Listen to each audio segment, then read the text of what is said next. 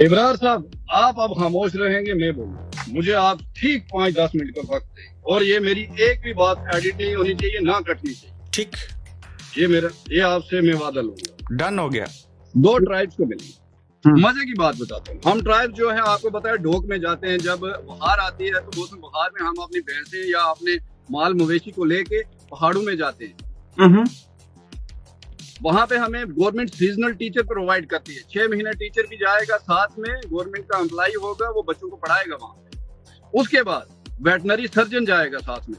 अगर कोई भी भेड़, बकरी या भैंस को कोई भी बीमारी लगती है तो वहां पे दवाई सब कुछ प्रोवाइड की जाएगी। ढोक पूरे पहाड़ पे। बच्चा पैदा करने पे भी पैसे मिलते हैं जी, 7,000 रुपया मिलता है गवर्नमेंट की तरफ से। तो आपके यहाँ जो है वो किसी को थाने जाना हो तो जो एफआईआर करवाते हैं, फर्स्ट इंफॉर्मेशन रिपोर्ट, रिश्वत लेते हैं ना वहां पे भी? नहीं, ऐसा तो नहीं है। यहाँ ऑनलाइन एफआईआर होती है। अच्छा, ऑनलाइन एफआईआर होती है। यहाँ कागज का सिस्टम खत्म हो चुका है। तो आपकी कोई भैंस और बकरी भी चोरी हो जाए तो उसके ऊपर भी पुलिस आती है? बिल्कुल, पुलिस आएगी और ढूंढेगी। तो अदालत में केस चला जाए तो अगर कोई वडेरा है, आप कमजोर हैं, तो क्या अदालतें इंसाफ करती हैं वहां की? इस अदालत में वडेरा नहीं चलता। यहाँ सिर्फ कानून और कॉन्स्टिट्यूशन की बालादस्ती चलती है। यहाँ वडेरा का सिस्टम ही नहीं। कौन वडेरा, कैसा वडेरा, किधर का वडेरा, ये नहीं जानते। यहाँ सब वडेरे हैं, सब शहरी हैं, बाइज्जत शहरी। ये आप वाकई ये किसी पेरिस की और बर्तानिया की बात कर रहे हैं या मकबूजा कश्मीर की बात कर रहे हैं? कश्मीर इंडिया की बात कर रहा हूँ मैं, जम्मू कश्मीर इंडिया की। अभी पेरिस की बात नहीं करेंगे, अभी मैं जहाँ बैठा हूँ। ये जो राइट्स आपको मिले हुए हैं, ये जो सहूलतें आपको मिली हुई हैं, ये आपने एहतजाज करके, सीने पे गोली खा के, छीन के ली हैं या दी गई हैं? नहीं, अल्हम्दुलिल्लाह ये हमारे पास है। ओके। 75 साल का ये मैं रिकॉर्ड आपको रख रहा हूँ आपके सामने। उसके बाद पूरी स्टेट में 5G है। इब्रार कुरैशी साहब, जिस तरह आप यूके में बैठ के कैशलेस सिस्टम चलाते हो, मैंने पिछले 6 महीने से मैं एटीएम नहीं गया, ना मेरे पास कैश है। याद रखा जाए, आप हमें ना बच्चा बोल सकते हैं, ना नवासा बोल सकते हैं, ना आपकी इतनी जुर्रत होनी चाहिए।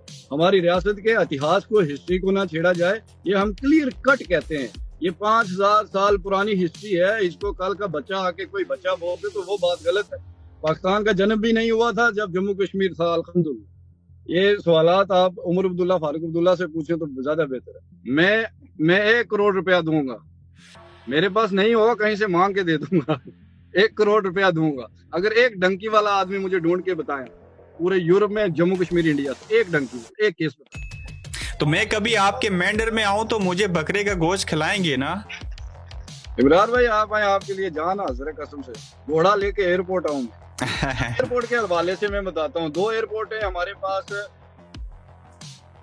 ये आपकी सारी बातें सुन के तो मेरे पास तो अल्फाज कम पड़ गए। मैं क्या पूछूं अब मैं आपसे? पूछूं, अब IAJ के बारे में मुझे आप स्कीमें गिनवाएं जरा, मैं नोट करूं।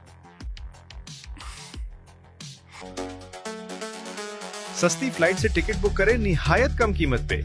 PIA और दीगर एयरलाइन के ऑफर्स का फायदा उठाएं। यूके और यूरोप से पाकिस्तान, इंडिया या मिडिल ईस्ट के लिए निहायत सस्ती टिकट। प्रोमो कोड यूज करें और हासिल करें 10% ऑफ। अस्सलाम वालेकुम, आप देख रहे हैं गोरखधंधा, इब्रार कुरैशी आपसे मुखातिब हूं। साहिबो, एक ये कश्मीर, एक वो कश्मीर, एक पाकिस्तान के ज़ेर साया, दूसरा भारत के ज़ेर साया। इस कश्मीर से मैं इब्रार कुरैशी और उस पार से वकार पसवाल। आज हम दोनों बात करेंगे और बड़े मुस्बत पराए में बात करेंगे कि जो जॉइंट अवामी एक्शन कमेटी बुनियादी हकूक मांग रही है, क्या ये बुनियादी हकूक उस पार के कश्मीरियों को मिलते हैं? सोशल मीडिया एक्टिविस्ट हैं, लोगों को तंज व मजाक करके हंसाते भी हैं। मैंने इनको रोते भी देखा, मैंने इनको चीखते चलाते भी देखा। ये क्यों आज़ाद कश्मीर के लोगों का दुख जो है वो ज़्यादा महसूस करते हैं? तो वकार पसवाल साहब को वजह बना के मैं उनसे, वो मुझसे और हम दोनों आप सब से बात करेंगे। तो वकार पसवाल साहब, अस्सलाम वालेकुम। वालेकुम सलाम इब्रार कुरैशी साहब। गोरखधंधा का बहुत बहुत शुक्रिया कि एक बार फिर से मुझे आपने मौका दिया। अपनी खूबसूरत शक्ल देखने का और खूबसूरत बातें सुनने का। बड़ी मेहरबानी। हम इससे पहले भी एक दूसरे से मुखातिब हुए, मैं आपको सुनता और देखता हूँ, आप मुझे लंबे अरसे से देख रहे हैं जब मेरे 1 लाख भी आपके बकौल फॉलोअर्स नहीं थे। तो दोनों कश्मीर और नस्ल ठहरे, कोई तासब की बात नहीं है, लेकिन मसला ये है वकार भाई कि उधर जुल्म हो तो हम बोलते हैं, इधर हो तो आप बोलते हैं। ना मैं आपके ऊपर जुल्म करता हूँ, ना आप मेरे ऊपर जुल्म करते हैं। तो आज हम बात करेंगे कि आज़ाद कश्मीर जो है और जो मकबूजा कश्मीर जिसको मानते हैं, जो लाइन ऑफ कंट्रोल है, इनके अंदर बसने वालों के दरमियान फ़र्क क्या है। मैं सबसे पहले आपसे पूछना चाहूँगा कि पिछले अरसे में मैंने आपकी वीडियो देखी, आप रो रहे थे, वजह क्या थी? वजह शायद भाइयों का दुख दर्द महसूस कर लिया और शिद्दत से कर लिया। और वो अपनी बेसिक राइट्स की जंग लड़ रहे थे, जब उन पे गोलियां चली तो शायद मैं बर्दाश्त न कर पाया। हालांकि मर्द को रोना नहीं चाहिए, लेकिन बाज़ दफा इमोशनल हो जाता है। तो वकार भाई, इस तरफ हम 45 लाख लोग हैं, उधर आप 1 करोड़ से ज्यादा हैं। आप बताना चाहेंगे कि आप हमारे उस पार किस जगह में रहते हैं, कहाँ क्या है आपका? मैं मेंढर तहसील के गांव नका मजाड़ी में रहता हूँ। डिस्ट्रिक्ट मेरी पुंछ है। डिस्ट्रिक्ट पुंछ है और मेंढर तहसील है, फिर ब्लॉक मेरी बालाकोट है। ब्लॉक बालाकोट, गांव मेरा विलेज जो है नका मजाड़ी। सही। तो जब वकार भाई आज़ाद कश्मीर की जो सूरत हाल है, जो जॉइंट अवामी एक्शन कमेटी है, इसके एहतजाज को आप देखते हैं, फिर जो लोगों की लाशें गिर रही हैं, लोग शहीद हो रहे हैं, चाहे वो फोर्सेस के हों चाहे आम सिविलियन हों, तो आप समेत वहाँ के लोग क्या सोच रहे हैं मौजूदा आज़ाद कश्मीर की सूरत हाल के ऊपर? यार ये ब्रूटल है इब्रार साहब, और इतना जुल्म और सितम या इस तरह की वीडियोस हमने या तो फलस्तीन की देखी है या अब देख रहे हैं एजेके से। लिटरली लोगों को गोलियां मार के ऐसे फेंका हुआ है और लोग तड़प तड़प के जान दे रहे हैं, उन्हें कोई पूछने वाला तक नहीं है। और मसला ये है कि बेसिक राइट्स के लिए अगर वो आगे आए हैं तो उनकी बात सुनी जाए, उनसे टेबल टॉक की जाए, ना कि गोली चलाई जाए। कोई भी ताकत उन पे जो है जबर कर रही है, मैं उनकी पुरजोर मजम्मत करता हूं कि वो हमारे लोग हैं, हमारी रियासत है, हमारे भाई हैं। कल हम और मैं आपके लिए आवाज़ उठाते थे जब भारतीय फोर्सेस वहाँ पे जुल्म करती थी, कर्फ्यू लगता था, एक लंबी फहरिस्त है, लाखों लोगों ने जाने दी। आज आप हमारे लिए आवाज़ उठा रहे हैं, ये आपको क्या लगता है, ये ऐसे क्यों हुआ? देखिए, जहां तक मुझे मानना है, मैं एक नेता नहीं हूँ, ना कोई लीडर हूँ। मैं एक आर्टिस्ट हूँ रियासत भर में, खास तौर पे उन लोगों के लिए जो गोजरी और पहाड़ी समझते हैं और बोलते हैं, या नहीं भी बोलते तो समझते हैं। ये नहीं मैं कहता कि मैं बॉलीवुड से हूँ, लेकिन मैं अपने 2 ज़बान के लोगों के लिए अल्हम्दुलिल्लाह काम करता हूँ, और एक मजदूर समझ के अपने आप को बड़े अरसे और ज़माने से काम करता हूँ। तो खैर, जो जुल्म सितम और बर्बरियत आप बात कर रहे हैं, हिंदुस्तान ज़ेरे इंतज़ाम कश्मीर, आपने जो मकबूजा लफ्ज़ कहा, ये हम नहीं कहते, हम इसको यूटी कहते हैं, यूटी ऑफ इंडिया। ठीक, यूनियन टेरिटरी ऑफ इंडिया फिलहाल है। हमारा स्टेट हुड का मसला है, वो हमारी मांग है। दफा 370 हमारा जो 35 से तोड़ा गया, वो भी हमारा जो केस सुप्रीम कोर्ट में चल रहा था, बहरहाल उस पर सुप्रीम कोर्ट ने अपनी राय भी रख दी, लेकिन उसके बाद भी हमने उस पर प्रीव्यू पिटीशन दायर की है। ये डिस्प्यूट है, स्टिल डिस्प्यूट है। वो हमारा एक हक है जो महाराजा ने हमें दिया था। उसके लिए जद्दोजहद में हम सब लोग हैं, उसमें डोगरा हैं, पहाड़ी हैं, कश्मीरी हैं, अपने लेह लद्दाख तो खैर अलग यूटी है अभी, खैर वो भी हमारा हिस्सा है। ऐसी बहुत सारे मामलात हैं। बहरहाल जो ब्रूटल हमने देखा है वहां पे, जिस तरह से लोगों पे सीधी गोलियां चलाई जा रही हैं, आप मीरपुर वाला सानिया ले लें, रावलाकोट वाला ले लें, आप कोटली वाली 7 साल की बच्ची को जिस तरह मारा गया है, उन सब चीजों को देख के बर्दाश्त तो नहीं होता है। इसलिए मैं बयानात भी दे रहा हूँ और उन ताकतों से ये भी इल्तिजा कर रहा हूँ कि आप हमारे लोगों से टेबल टॉक करें, नहीं, क्योंकि वो सफेद झंडा लेके चल रहे हैं। उनके पास कोई वेपन नहीं है, कोई हथियार नहीं है, कोई मसला नहीं है। मरियम नवाज अगर कश्मीर की बेटी हो सकती है, बिलावल भुट्टो कश्मीर का बेटा हो सकता है, तो कश्मीर के लोग कालादम कैसे हो सकते हैं? मेरा सवाल है। और बेसिक राइट्स इंसान का हक है, अपने बेसिक राइट्स के लिए लोग जद्दोजहद कर सकते हैं, वो उनका इंसानी हक है। तो यहाँ कहा गया कि कश्मीर सबसे ना लाडला बच्चा है। आपके नजदीक जाहिर है मैंने आपकी DGISP शायद कहते हैं, जो पब्लिक रिलेशन के लिए स्पोक्स पर्सन होते हैं, उन्होंने जो कहा है बहुत गैर जिम्मेदारी से उन्होंने बयान दिया है, क्योंकि उनकी जो कुर्सी, उनका जो पद है, उस लेवल की बात करनी चाहिए थी उनको। कश्मीर जब तुम बड़े सगीर थे, मैं और इब्रार कुरैशी कश्मीर थे, याद रखा जाए। आप हमें ना बच्चा बोल सकते हैं, ना नवासा बोल सकते हैं, ना आपकी इतनी जुर्रत होनी चाहिए। हमारी रियासत के इतिहास को, हिस्ट्री को ना छेड़ा जाए, ये हम क्लियर कट कहते हैं। ये 5000 साल पुरानी हिस्ट्री है, इसको कल का बच्चा आके कोई बच्चा बोल दे तो वो बात गलत है। पाकिस्तान का जन्म भी नहीं हुआ था जब जम्मू कश्मीर था, अल्हम्दुलिल्लाह। सही। तो वकार भाई, लोगों के अंदर बड़ा जोश था, जज्बा था, ये बड़ी ख्वाहिश थी और है और यकीनन रहेगी कि मैं और आप भी किसी वक्त ना बिला झिझक, बिला खौफ और ख़तर आपस में मिलें और हम एक और नेक हो जाएं, कश्मीर अलग हो जाए, जो भी वो फैसला करें सिक्योरिटी काउंसिल के मुताबिक। तो ये ख्वाहिश आज भी है आपकी और बाकी लोगों की? देखिए, लाखों ख्वाहिशात हैं, हर इंसान की होती हैं। हम कहाँ कहते हैं कि हमारी कोई ख्वाहिश नहीं है। बहरहाल मैं उस चीज का ना तो लीडर हूँ ना नेता हूँ। मैं ह्यूमन राइट्स पे बचपन से काम करता हूँ, कॉलेज में भी इस पे मैं काम करता था। उसके बाद जब शादी करने के बाद थोड़े बिजी हो गए, लेकिन फिर भी मैंने इस पे कंसंट्रेट किया। अपने इलाके में आज भी हम बेसिक राइट्स, मैं उसी पे रहता हूँ ज्यादातर। ये सवालात आप उमर अब्दुल्ला, फारूक अब्दुल्ला से पूछें तो ज्यादा बेहतर। ठीक हो गया। अब जॉइंट अवामी एक्शन कमेटी कहती है वकार साहब, जिसके ऊपर आप भी बोलते हैं कि हमें तालीम अच्छी दो, सेहत अच्छी दो, ये जो अशराफिया है इसकी मराहत कम की जाएं, आम पब्लिक को खुलफा राशिदीन के दौर की तर्ज पे नहीं, लेकिन सहूलियात मिलनी चाहिए बेसिक, जो है ना, आटा और बिजली तो सस्ता हो गए। आप आज़ाद कश्मीर की जो जॉइंट अवामी एक्शन कमेटी है उसके मुतालबात से मुतफिक हैं? मैंने उनके 38 अनकात पढ़े हैं, जिसमें 12 नशिस्तों का भी जिक्र है। और उसके बाद जो बेसिक राइट्स हैं, जैसे पानी, बिजली, सड़क, स्कूल, ये सारी चीजें। मैं कुछ, अगर आप बताएं तो मैं कुछ यहाँ की स्कीम्स आपको बताना चाहता हूँ। मैं सबसे पहले एक एक बात आपसे पूछना चाह रहा हूँ, कोई रह गई तो आपने बतानी है। आपके बच्चे हैं? जी, मेरे बच्चे स्कूल जाते हैं? स्कूल जाते हैं। अगर 3 साल का बच्चा हो, स्कूल जाए तो तालीम कैसी है, क्या सहूलियात हैं? इब्रार साहब, आप अब खामोश रहेंगे, मैं बोलूंगा। मुझे आप ठीक 5-10 मिनट का वक्त देंगे, और ये मेरी एक भी बात एडिट नहीं होनी चाहिए, ना कटनी चाहिए। ठीक, ये आपसे मैं वादा लूंगा। डन हो गया। यहाँ पे एक आंगनवाड़ी की स्कीम है, सेंटर स्पॉन्सर्ड स्कीम है पूरी स्टेट में। जब आपका बच्चा स्कूल जाने के काबिल नहीं होता, 2.5 साल का, 3 साल का, 2 साल का, वहां पे हमारे जो गांव हैं, देहात हैं, या फिर हमारे शहर हैं, वहां पे ये सेंटर खोले जाते हैं। वहां पे फ्री राशन मिलता है, फ्री किताबें मिलती हैं, फ्री खिलौने मिलते हैं, फ्री हेल्पर मिलती है। हमारे बच्चों को लेके भी जाना है, उन्होंने छोड़ना भी है, ये एक सुविधा है। जब बच्चा 6 साल का हो जाता है, 6 साल के बच्चे को फर्स्ट क्लास में एडमिट किया जाता है। गवर्नमेंट स्कूल में अगर आप फर्स्ट क्लास में जाते हो तो आपको वहां पे किताबें फ्री मिलती हैं, स्कॉलरशिप्स मिलते हैं, और मिड डे मील मिलती है, दोपहर का खाना मिलता है आपको अप टू 5th क्लास तक।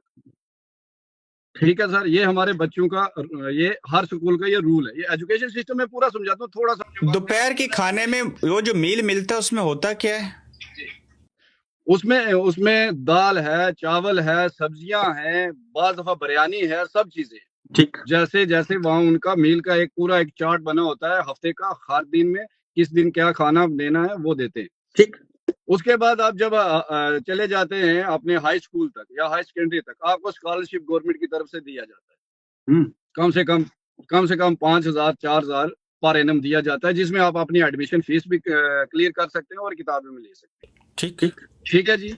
उसके बाद अगर आप गवर्नमेंट कॉलेज से आप ग्रेजुएशन कर रहे हो, आपको पर एनम 16,000 और 17,000 की रेंज में आपको पैसा मिलता है गवर्नमेंट की तरफ से। अगर आप पीजी के स्टूडेंट हो, जैसे आप पीजी इन फिजिक्स करते हो, पीजी इन केमिस्ट्री करते हो, एमए करते हो आर्ट्स में फील्ड में, आपको 47,000 गवर्नमेंट देती है।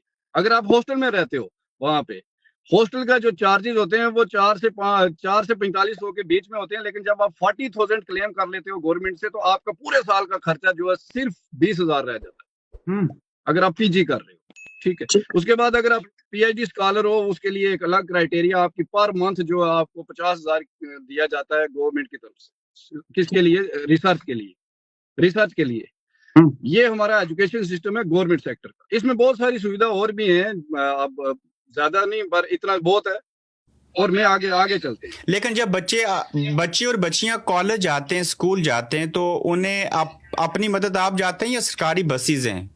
नहीं, वहाँ पे कॉलेज की, गवर्नमेंट कॉलेज में अगर जाते हैं तो गवर्नमेंट कॉलेज की बसेस लगी हुई है, उसका है किराया है लेकिन थोड़ा है। लेकिन आपकी जो मेंढर तहसील है उसमें सेकेंडरी स्कूल है, हाई स्कूल है, कॉलेज है, या क्या है?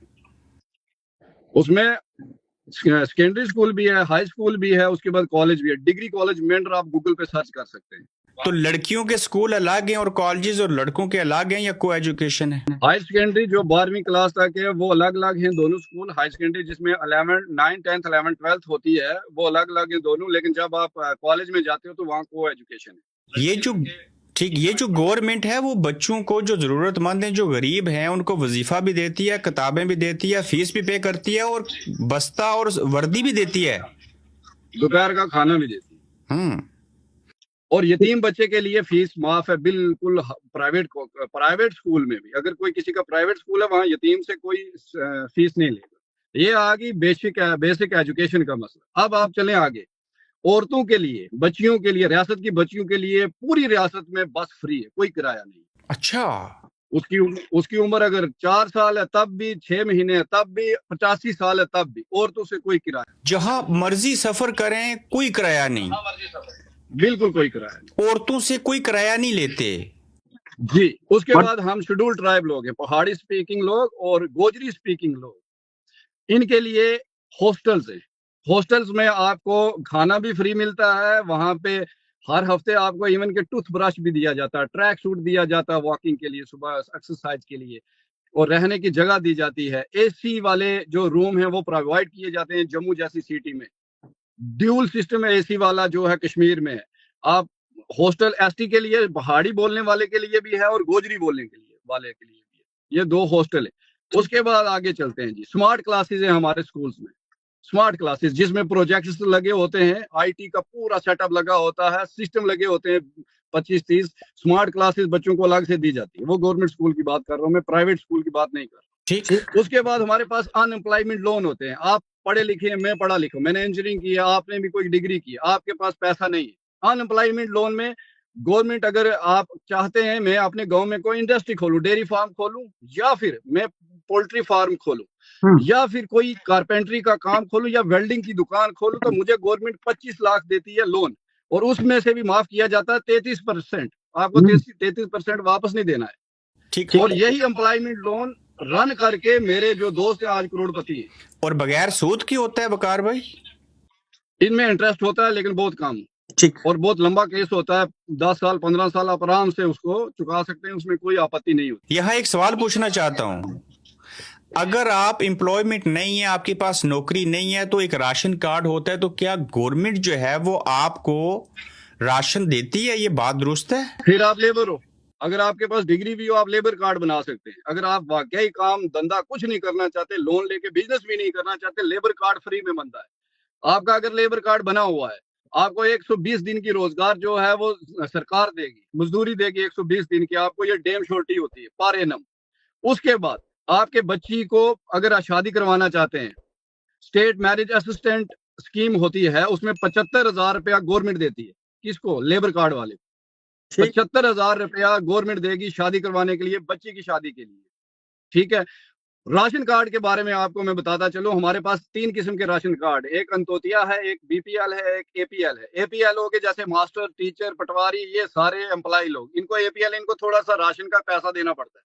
लेकिन बीपीएल वाले जो होते हैं इनको उनसे पैसा बहुत कम देना पड़ता है, जैसे 3 रुपए, 4 रुपए, 5 रुपए किलो राशन लेना है। ठीक है। अंत्योदया वाले वो लोग होते हैं जो बेसहारा लोग होते हैं, जिनका कोई नहीं, वाली वारस, मजदूरी भी नहीं कर सकते, उनको बिल्कुल फ्री ऑफ कास्ट है। जैसे बेवा औरतें हैं हमारी बहनें, उनको फ्री ऑफ कास्ट राशन मिलता है।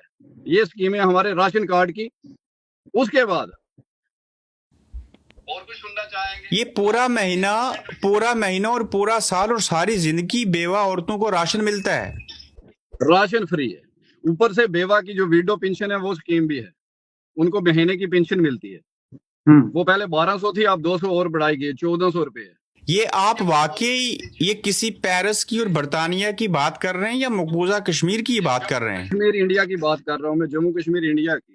अभी पेरिस की बात नहीं करेंगे, अभी मैं जहाँ बैठा हूँ आगे बढ़ते हैं हम थोड़ा सा। इलाज के लिए हमें सियासत से बाहर नहीं जाना पड़ता। हमारी मेडिकल फैसिलिटी अल्हम्दुलिल्लाह अच्छी है। आप सोरा हॉस्पिटल श्रीनगर देख लें, या एम्स विजयपुर देख लें, या सुपर स्पेशलिस्ट बख्शीनगर देख लें, या बख्शीनगर का गवर्नमेंट मेडिकल कॉलेज देख लें, रजौरी मेडिकल कॉलेज देख लें, या डोडा मेडिकल कॉलेज देख लें, या भद्रवाह मेडिकल कॉलेज देख लें।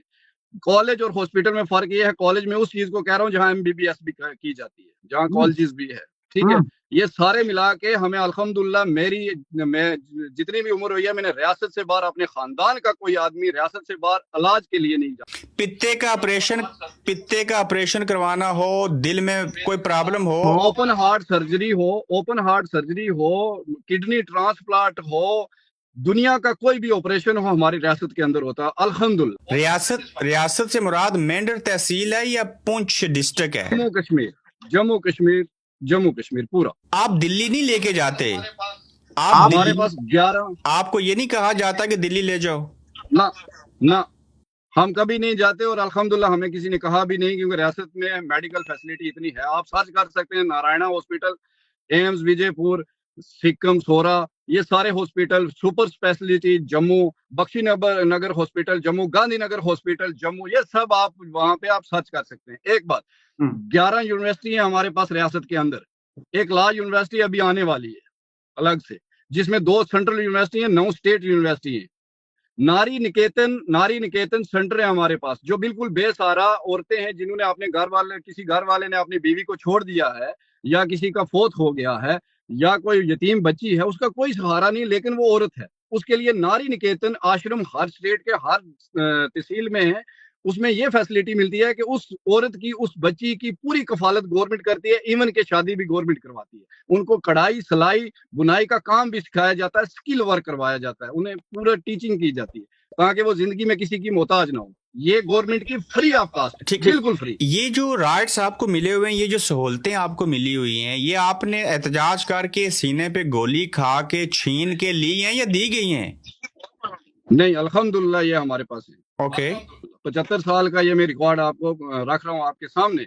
उसके बाद पूरी स्टेट में 5G है। इब्रार कुरैशी साहब, जिस तरह आप यूके में बैठ के कैशलेस सिस्टम चलाते हो, मैंने पिछले 6 महीने से मैं ATM नहीं गया, ना मेरे पास कैश है। पूरी रियासत में आप केला खरीदो, आप चीनी खरीदो, आपको स्कैनर ऑन करना है, बस। कैशलेस स्टेट है ये जम्मू एंड कश्मीर, यहाँ कैश लेके कोई नहीं चलता। यानी कि आप, वकार भाई, आप तो देहात में रहते हैं, मेंढर तो बड़ा देहात है, तो देहात की दुकान के ऊपर जाके भी वहां कैश नहीं देते? स्कैनर है, कैश नहीं देते वहां। हाँ, अगर आप देना चाहें चॉइस है, लेकिन कौन देगा, कौन निकालेगा जाके? यानी कि आम सी दुकान के ऊपर भी आप स्कैन करके पेमेंट कर देते हो? बिल्कुल, रेडी के ऊपर स्कैनर लगा हुआ है। ठेले के ऊपर रेडी लगा अपने स्कैनर है? ठेले के ऊपर। आप दही बल्ले भी खाओ, पानी पूरी खाओ, तो वो भी उससे, स्कैनर से। पूरी स्टेट जो है कैशलेस स्कैनर से चलती है। दूसरी बात, आगे बढ़ते हैं जी। हमारे पास ST कोटा सिस्टम होता है, शेड्यूल्ड ट्राइब कोटा सिस्टम, जिसमें गुज्जर भी आते हैं और पहाड़ी भी आते हैं। गुज्जरों के पास 1992 से थी, ये कांग्रेस सरकार ने दी थी। जब बीजेपी सरकार आई तो पहाड़ी स्पीकिंग लोगों को भी ST कैटेगरी मिल गई, उनकी जद्दोजहद थी, उनके भी मिल गई। उसमें हमें 10% छूट होती है। कोई भी नौकरी निकलेगी स्टेट के अंदर, 10% उसमें गुज्जर सेलेक्ट होंगे, 10% पहाड़ी स्पीकिंग होंगे, जिसमें राजपूत हैं, सैयद हैं, कुरैशी हैं, मलक हैं, भट्ट हैं, जो भी पहाड़ी बोलने वाला, ठीक है। उसमें महाजन भी हैं, दत्ता भी हैं, पुंछ के हिंदू बरादरी के जो हमारे लोग। यानी कि पूरे उस जम्मू में जितनी भी नौकरियां आएंगी, 10% इन 2 ट्राइब्स को मिलेंगी। 2 ट्राइब्स को मिलेंगी। मजे की बात बताते हैं, हम ट्राइब जो है, आपको पता है, ढोक में जाते हैं। जब बहार आती है तो मौसम बहार में हम अपनी भैंसें या अपने माल मवेशी को लेके पहाड़ों में जाते हैं। वहां पे हमें गवर्नमेंट सीजनल टीचर प्रोवाइड करती है। 6 महीने टीचर भी जाएगा, साथ में गवर्नमेंट का एम्प्लॉय होगा, वो बच्चों को पढ़ाएगा वहां पे। उसके बाद वेटनरी सर्जन जाएगा साथ में। अगर कोई भी भेड़, बकरी या भैंस को कोई भी बीमारी लगती है, तो वहां पे दवाई सब कुछ प्रोवाइड की जाएगी ढोक में, पूरे पहाड़ पे।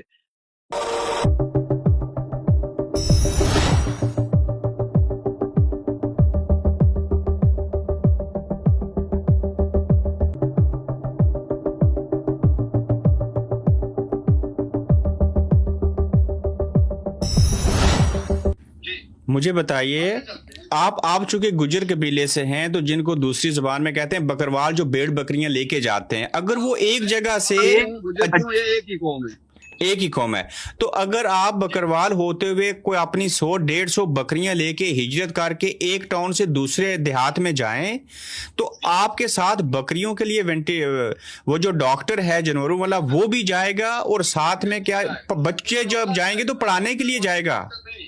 आपका मेडिकल स्टोर का सुपरवाइजर भी जाएगा, आपका वेटनरी जो लेबर्स होती हैं वो भी जाएंगे, और सर्जन भी जाएगा, सब जाएंगे। और जो आपके बच्चे हैं उनको पढ़ाने के लिए टीचर भी जाएंगे? सीजनल टीचर जाएगा, 6 महीने वो डोक में रहेगा, बच्चों को पढ़ाएगा, क्योंकि वहाँ पढ़ाई का साधन नहीं होता, वो 6 महीने वहाँ पढ़ाएगा बच्चों को, फिर वापस आएगा, ताकि बच्चों की तालीम मुतासर ना हो। हाँ, तालीम मुतासर ना हो। उसके बाद हमारे पास एक इश्रम कार्ड बनता है। ये क्या होता है जी?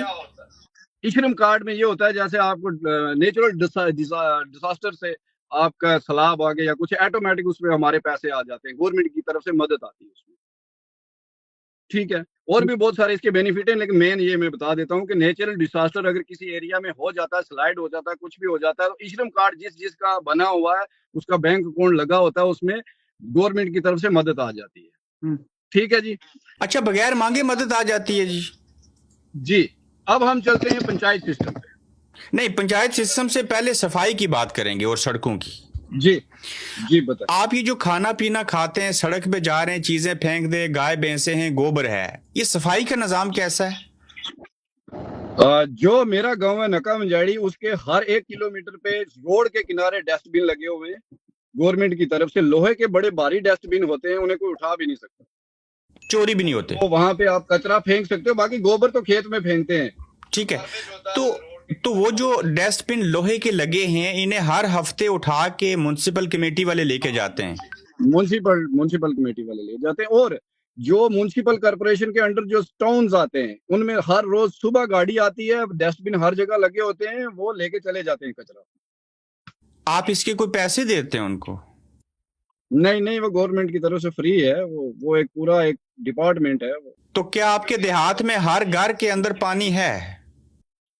पानी हर घर के अंदर अल्हम्दुलिल्लाह, किसी के अंदर नहीं भी है तो वो लगवा सकता है, क्योंकि हमारे पास योजना बहुत अच्छी है, जल शक्ति योजना, जिसमें पूरे इंडिया में ये कहा गया है कि 2047 तक किसी घर, कोई भी घर नल के बगैर नहीं रहना चाहिए। ये लॉ है? योजना मेरे गांव में है, मेरे गांव लॉ है, ये लॉ है, तो कानून है। ठीक, तो मेंढर तहसील की आबादी कितनी है जी?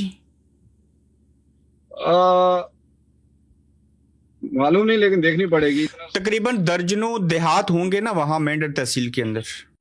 मेंढर के साथ बहुत सारे, कम से कम 60 गांव लगता होगा। तो ये बताएं कि वो जितने भी देहात हैं, हर गांव के अंदर पक्की सड़क है? पक्की सड़क है, लेकिन इब्रार भाई कुछ अंडर कंस्ट्रक्शन चल रही है रोड, और कुछ लोग अभी भी रोड्स के लिए डिमांड भी कर रहे हैं, मतलब साइमल्टेनियसली चल रहा है काम, ठीक। रोड्स का हमें मसला नहीं है, मसला नहीं है। तो जो कि हमारी स्कीमें बहुत अच्छी हैं, सेंट्रल स्पॉन्सर्ड स्कीम है, स्टेट स्पॉन्सर्ड स्कीम है, ठीक, 20-22 करोड़ की मेंढर के अंदर रोड है, उसके बाद 5 लाख तक की भी रोड। ठीक। मेंढर तो हमारा खुरेटा जो है, उससे ऊपर जाके खड़े होके देखें तो आप सामने मुझे पार नजर आते ना, बिटवीन नकियाल और खुरेटा के, ऐसा ही है? हाँ, ऐसा ही। अब ये बताएं कि आपके यहाँ जो किसान है और ये जो यंगस्टर हैं, नौजवानों के लिए कोई खेलों के मैदान, इस तरह की कोई चीजें हैं? हर जगह स्टेडियम है, क्रिकेट स्टेडियम है, इंडोर स्टेडियम है, हर जगह है, बहुत बड़े बड़े स्टेडियम है। आप सर्च करें, सूरकोट में भी जो है स्टेडियम है, मेंढर में है, चलास में, हर जगह स्टेडियम है। अभी मेंढर में 5 करोड़ का एक एमएलए राणा साहब ने, जावेद अहमद राणा साहब ने अनाउंस किया है, इंडोर स्टेडियम 5 करोड़ का इंडोर। आप खुद कितने पढ़े लिखे हैं? मैंने इंजीनियरिंग की है जी, कंप्यूटर इंजीनियरिंग। तो नौकरी क्यों नहीं करते? शायद मेरा ख्याल इस तरफ था ही नहीं बचपन से, अब बेरोजगार रहना था। आजाद रहना था। अच्छा, ये वहां पे क्रिकेट ग्राउंड इंडोर भी है, आउटडोर भी है, और तहसील के अंदर स्टेडियम है बाज़ाब्ता? अल्हम्दुलिल्लाह, पूंछ का स्टेडियम बड़ा जाना माना स्टेडियम, आप सर्च करें ना इंटरनेट। लोगों का मोस्टली जो जरिए माश है वो सरकारी नौकरियां हैं, खेती बाड़ी है, किसान है, क्या है? सरकारी नौकरियां। ओके। लोग प्रेफर करते हैं हम पढ़ लिख के अच्छे ऑफिसर बन जाएं, अच्छे गवर्नमेंट एम्प्लॉय बन जाएं और ज्यादातर लोग इसी की तरफ गामजन है। हालांकि हमारे पास इंडस्ट्रियल एरिया है, इंडस्ट्रियल एरिया में जैसे हमारे यहाँ रबड़ है, कपड़ा है, कॉटन है, ये सब हमारे यहाँ स्टेट में बनता है, बहुत सारी चीजें। क्योंकि वो आप इंडस्ट्रियल एरिया सांबा भी देख लें, कश्मीर में इंडस्ट्रियल एरिया है और पुंछ में भी इंडस्ट्रियल एरिया है।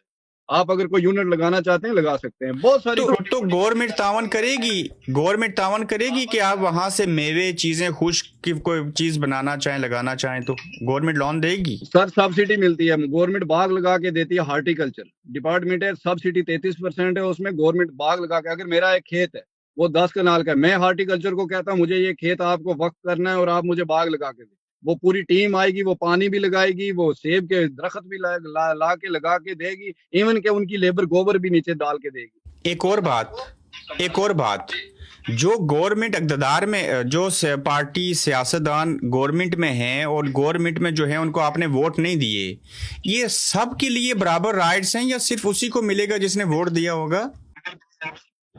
ऐसा नहीं होता है। स्टेट जो है, स्टेट का जो रियासत का हर बच्चा है, उसने किसी ने किसी को वोट दिया नहीं दिया है, वो कानून तो सबके लिए बराबर है, वोट का मसला ही नहीं है। तो किसान को कर्जा मिलता है? बिल्कुल कर्जा मिलता है किसान को। कितना मिलता है जी? KYC लोन वो आप निकाल सकते हैं एग्रीकल्चर प्रोटेक्शन वॉल्स के लिए 3 लाख तक निकाल सकते हैं। मुझे आपके यहाँ, आपको आपके जंगल में, जंगलात के अंदर जगह चाहिए, आपको पसंद है, आप वहां कुछ करना चाह रहे हैं?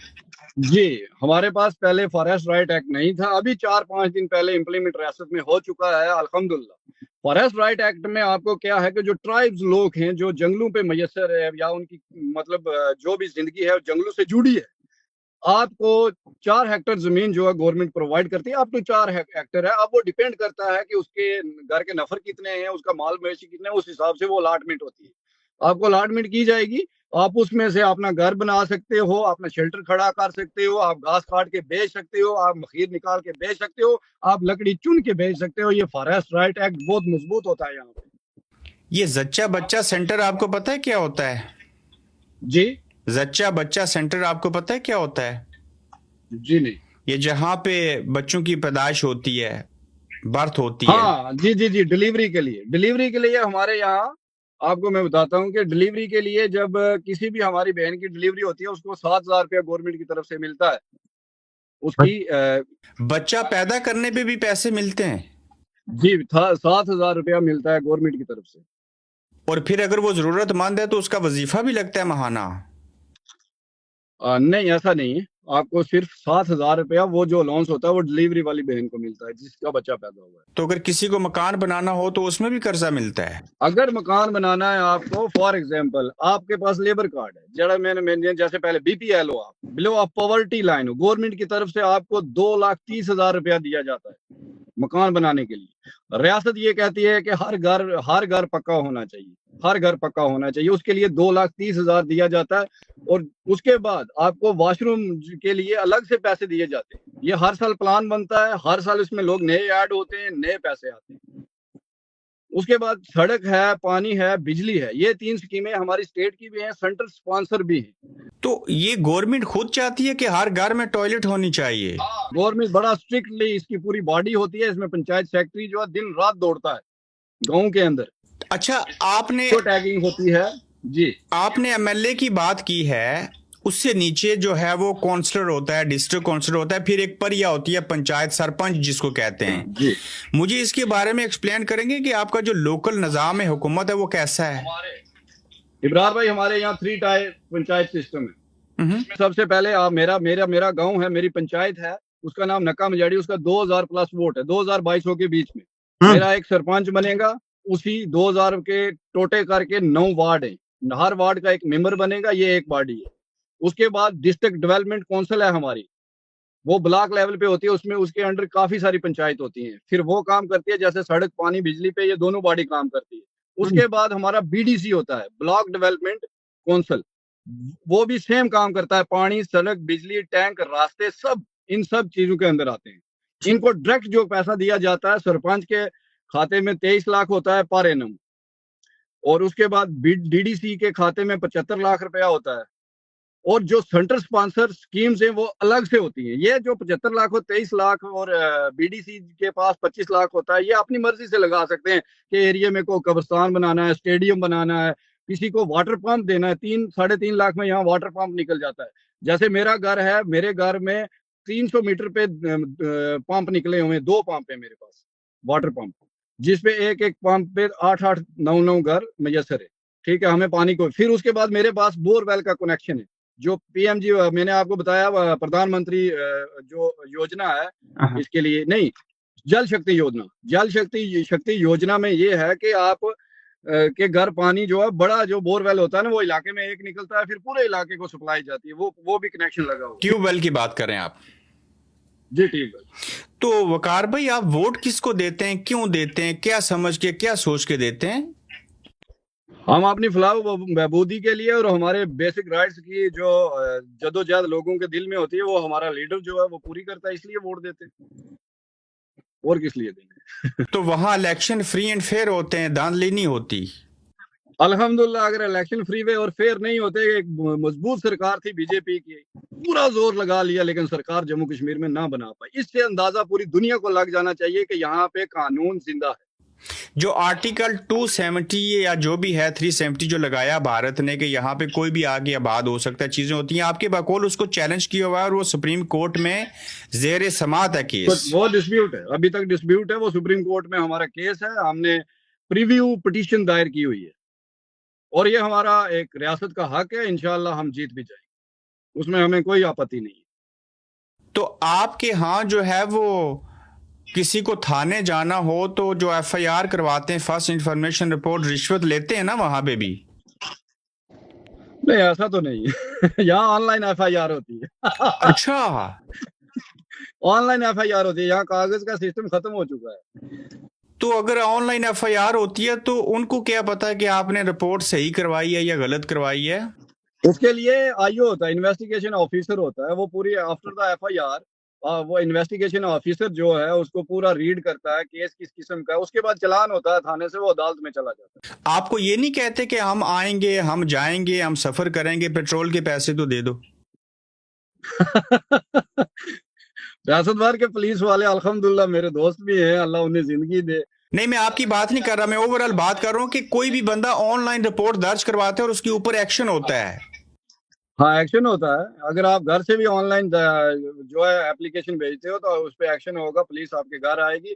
इवन के रात के 12 बजे भी अगर आपका कोई डिस्प्यूट चल रहा है तो पुलिस आपके घर आएगी, अगर आप कॉल कर देते हो, एसएचओ को कर देते हो या किसी भी जिम्मेवार आदमी को थाने में। तो आपकी कोई भैंस और बकरी भी चोरी हो जाए तो उसके ऊपर भी पुलिस आती है? बिल्कुल, पुलिस आएगी और ढूंढेगी। तो अदालत में केस चला जाए तो अगर कोई वडेरा है, आप कमजोर हैं, तो क्या अदालतें इंसाफ करती हैं वहां की? इस अदालत में वडेरा नहीं चलता है, यहाँ सिर्फ कानून और कॉन्स्टिट्यूशन की बालादस्ती चलती है। यहाँ वडेरा का सिस्टम ही नहीं। कौन वडेरा, कैसा वडेरा, किधर का वडेरा, ये नहीं जानते हम। यहाँ सब वडेरे हैं, सब शहरी हैं, बाइज्जत शहरी। कोई और सवाल है बरार भाई? सवाल है, मुझे ये बताएं, मैं आपकी वीडियो देखता हूं तो उसमें आपने डिस्क्लेमर लगाया होता है, और एक दफा आपने एक नौजवान को ना छलियां खिला दी थी और कहा था ये जहरीली हैं। फर्ज करें वो पुलिस को कंप्लेंट करें कि वकार पसवाल ने मेरे साथ ज्यादती की, मुझे अजियत दी, तो कानून क्या कहता है? कानून सजा है उसमें, ऐसा नहीं है। मैंने उनका पूरा बयान लिया, उसके बाद वीडियो चढ़ाई उनकी रजामंदी से। तो आपने ये जितनी बातें बयान की हैं, कानून में कोई कंप्रोमाइज नहीं है बरार भाई, कानून यहाँ का अल्हम्दुलिल्लाह जिंदा है। तो अब वहां पे लोग जो हैं वो पुरअमन तरीके से रह रहे हैं और अच्छे से जिंदगी बसर कर रहे हैं। सर, हम तो अच्छे से कर रहे हैं। अब जिसको ज्यादा अब परेशानी है तो उसको अपनी जाती है। हम तो बाइज्जत शहरी हैं और यहाँ पे रियासत के शहरी हैं, और ऐसा भी नहीं कि सेंट्रल गवर्नमेंट से या मोदी सरकार से डर के रह रहे हैं। हम चैलेंज करते हैं, ललकारते हैं, यहाँ से बैठ के आराम से पूरे धड़ल्ले से हम छाती ठोक के कहते हैं मोदी सरकार को कि मैंने मोदी सरकार के अगेंस्ट वोट दिया भाई, एनसी को वोट दिया हुआ है, हम क्यों यहाँ पे डर के रहेंगे? हम किसी खौफ में नहीं है, किसी डर में नहीं है, ना किसी संतरी का डर है, ना मंत्री का डर है। हम ना यहाँ पे चोरी करते हैं, ना चर्च बेचते हैं, ना कोई तस्करी करते हैं, तो हम क्यों डरेंगे? बाइज्जत शहरी को यहाँ सर उठा के जीने का पूरा पूरा हक है। ये आपकी सारी बातें सुन के तो मेरे पास तो अल्फाज कम पड़ गए, मैं क्या पूछूं अब मैं आपसे। पूछूं, अब IAJK के बारे में मुझे आप स्कीमें गिनवाएं जरा, मैं नोट करता हूँ। अगर AJK में स्कीमें होती, आप नोट करने के काबिल होते या मैं करवाता, तो हमारे लोग रावलाकोट में धरना दे के और 3 सालों से जदोजहद क्यों कर रहे होते।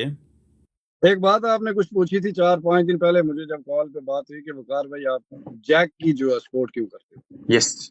मैं जैक की सपोर्ट इसलिए करता हूँ इब्रार भाई कि वो बेसिक राइट्स की जंग लड़ रहे हैं। मेरा सबसे बड़ा सर्कल है आजाद कश्मीर में, सबसे बड़ा, अल्हम्दुलिल्लाह, यूथ में या मेरी एज ग्रुप में या टीन एजर्स में सबसे बड़ा। क्यों कि मैं रियासत भर का आर्टिस्ट हूँ, ये नहीं है कि मैं इस पार का हूँ या उस पार का हूँ, मैं पूरी रियासत का हूँ। मुजफ्फराबाद से आप कहानी शुरू करें सांबा कठुआ तक और पठानकोट बॉर्डर तक ले जाए। मेरे जो दोस्त हैं, जैसे आप भी हैं अल्हम्दुलिल्लाह, आप लंदन में हैं, जर्मनी में हैं, फ्रांस में हैं, इटली में हैं, सऊदी अरब में हैं, दुबई में हैं। मेरे AJK से बहुत अच्छे अच्छे दोस्त हैं और बहुत अखलाक पसंद है माशाल्लाह। ट्रू। जब मेरी उनसे बात हुई, मुझे उन्होंने बताया कि हमारे यहाँ ऐसा कुछ नहीं है, तो ये दर्द मेरे सीने में बिल्कुल दफन था। और जब जैक ने ये एक मुद्दा उठाया, मैंने उनकी आवाज में आवाज डाली और इंशाअल्लाह मैं जैक को सपोर्ट इसलिए करता हूँ, वो बेसिक राइट्स की जंग लड़ रहे हैं। हाँ, मानो कि अगर आप कोई बात नहीं उनकी पूरी कर सकते हो, दुनिया का ऐसा कोई कानून नहीं है कि आप इंसान की जान ले लो और ब्रूटल करो और उनको इस तरह से बेदर्दी से मारो। इसकी हम मजम्मत करते हैं और पाकिस्तान सरकार से भी कहना चाहते हैं, ये जुल्म और तशद्दुद हमारे लोगों पे बंद किया जाए और उनसे बैठ के बात की जाए। ख्वाजा आसिफ साहब को मैंने सुना, उन्होंने कहा रावलाकोट वाले कश्मीरी बोलते नहीं है। ख्वाजा आसिफ साहब को भी नहीं पता है कि रियासत में 5 ज़बानें बोली जाती हैं, जिसमें पहाड़ी, गोजरी, डोगरी, कश्मीरी, लद्दाखी है। ऐसा नहीं है कि उस पर सर्च करनी चाहिए कि ये रियासत किस किस्म की है। आपको हर रीजन का अलग कल्चर, अलग लोग, अलग नाक, अलग गाल मिलेंगे, ऐसा भी नहीं है। आप जैसे गोजरी बोलने वाले, पहाड़ी बोलने वाले, डोगरी बोलने वाले, ये लोग एक तरफ जम्मू रीजन से बिलोंग करते हैं और इनका खाना पीना, रहना सहना बिल्कुल अलग है।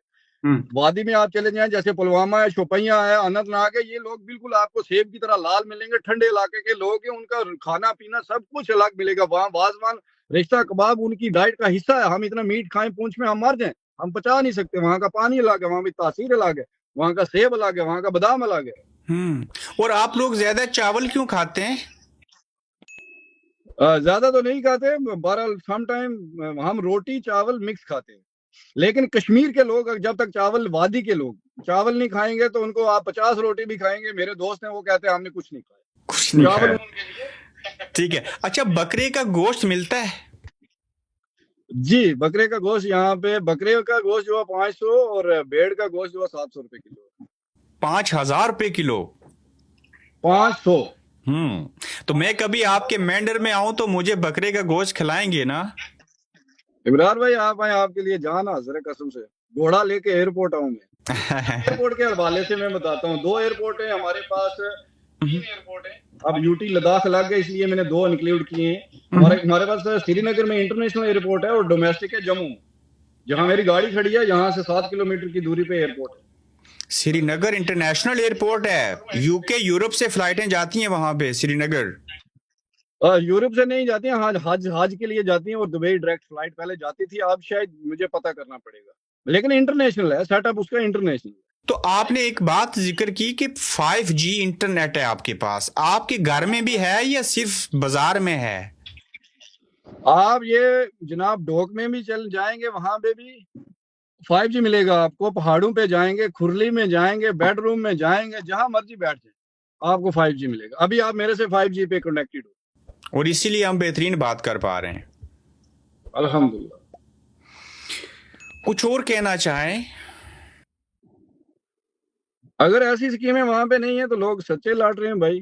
अगर 12 नशिस्तों पे उन्हें इख्तलाफ है, मैंने ये सुना कि सबसे जो बड़ी डिमांड है उनकी 12 नशिस्तें, आपको इख्तलाफ है, लेकिन इसमें एक बात मैं ऐड करना चाहूंगा, वो टेबल टॉक कर सकते हैं। वो मैं 12 नशिस्तों की मुखालफत मैंने भी की, वो मैंने इसलिए की कि वो उन्होंने 4 बार 1 साल में वजीर आजम गिराया आजाद कश्मीर का।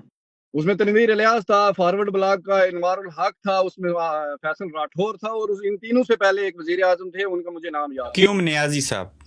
क्यूम नियाजी साहब को भी गिराया गया। अगर ऐसी सियासत और जहारियत इन 12 को लेके की जाती है तो फिर इन 12 की मुखालफत वकार पोसवाल करेगा। एक बात। दूसरी बात, ये लोग मेरे हैं, ये सांबा कठुआ और जोरी पुंछ के लोग हिजरत करके सियालकोट बॉर्डर से उस पार गए होते, डिफरेंट मकाम पे बस रहे हैं। महाजर मेरे भाई हैं, मुझे जान से प्यारे हैं। शायद वो फैसल राठौर से भी ज्यादा वकार पोसवाल को प्यारे होंगे, क्यों, मेरा इलाके से। ठीक है, मैं आपको ये बात कहना चाहता हूँ वाज़ा तौर पे कि उनको फाइनेंस मिनिस्ट्री जो है वो कैसे जा सकती है, माइनॉरिटी कैसे रूल कर सकती है मेजोरिटी पे, ये मेरा सवाल है। फाइनेंस मिनिस्ट्री जिस रियासत की या मुल्क की बाहर चली जाए उसके पीछे पीछे रह के जाता है, बाबा जी का ठुल्लू क्या रहता है फिर उसके पास। फॉरेस्ट मिनिस्ट्री आपने बाहर दे दी, जंगलात रियासत का। मैं ये बाहर में इसलिए कह रहा हूँ कि आप माजरीन को एमएलए बनाओ, मेरा कोई आपत्ति नहीं है, कोई मसला नहीं, आप 12 की जगह 24 ले आओ, लेकिन मिनिस्ट्री तो रियासत में रखो। एक बात। दूसरी बात, आप नशिस्तें कम करेंगे अगर उसमें फायदा यह है कि अगर माजरीन की एक मखसूस तादाद है उसको एक मिनिस्टर भी हैंडल कर सकता है, इसका मतलब 12 लेफ्टिनेंट गवर्नर एजेके पे मुसल्लत, 12 लेफ्टिनेंट गवर्नर। हमारे यहाँ एक है, उसके पास भी इतने थ्राइज नहीं है जितने आपके जावेद भट्ट के पास है। अभी वो हार गए हैं। वकार भाई एक और सवाल पूछ लूं आखिर पे, बड़ा वक्त हो गया। वजीर जंगलात रहे हैं जी, नहीं वो वजीर ट्रांसपोर्ट रहे हैं, ट्रांसपोर्ट रहे हैं, लेकिन जंगलात भी आपका शायद कोई बाहर से ही था। जी वो थे लाहौर से थे, मैं नाम भूल गया हूँ, वो आपके कबीले से ही हैं। आखिरी बात पूछना चाह रहा हूँ, एक बंदा है वो अडयाला जेल में, इमरान खान के बारे में उधर आपके यहाँ बसने वाले लोग क्या कहते हैं? देखो जी, इमरान खान की जो क्रिकेट है उसके वर्ल्ड वाइड फैन है, जो उसकी पॉलिटिक्स है उससे शायद कुछ लोगों का इख्तलाफ भी है, यहाँ पे भी है वहां पे भी है।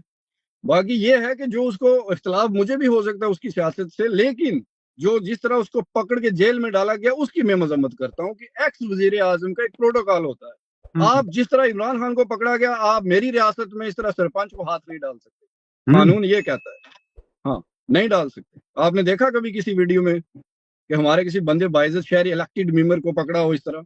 कभी नहीं। आप फारूक अब्दुल्ला भी अगर अरेस्ट हुआ है, होश अरेस्ट हुआ है बाकायदा इज्जत से। तो ठीक, तो ये जो जंतर मंतर था, ये जो काकरोच पार्टी थी, ये जो लाखों नौजवान निकले थे, रिजाइन कर दिया एजुकेशन मिनिस्टर ने, इसके हवाले से क्या कहेंगे?